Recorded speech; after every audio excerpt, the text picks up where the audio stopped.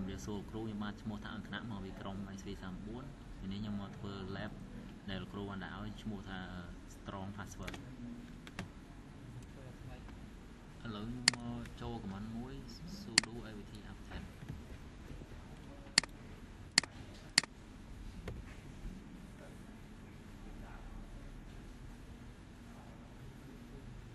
ឥឡូវខ្ញុំបាន update ហើយខ្ញុំចូល command មួយទៀត sudo avt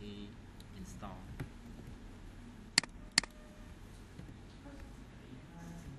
ខ្ញុំ install ហើយខ្ញុំចូល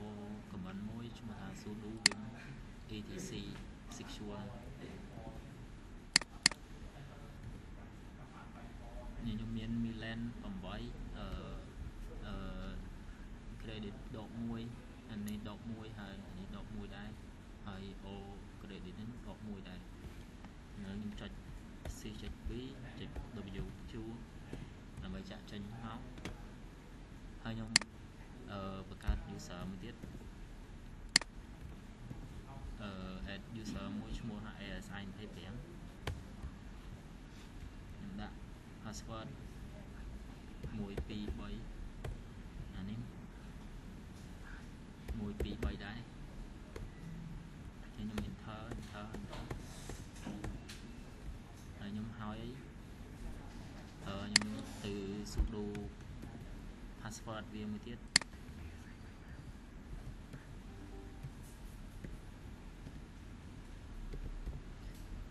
asi 25 1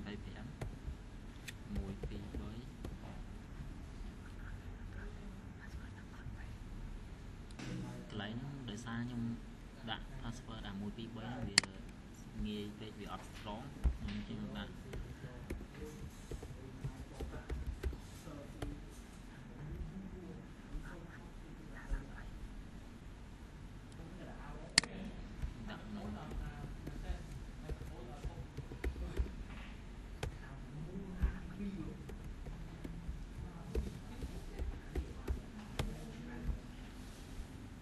password ខ្ញុំបាន update ហើយវាជោគជ័យ successfully ខ្ញុំចូល login មួយទៀត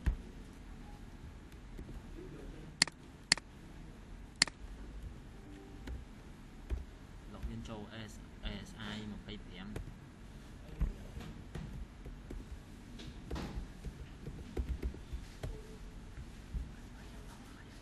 password មិញ1 2 3វាអត់ strong អញ្ចឹងឥឡូវខ្ញុំដូរ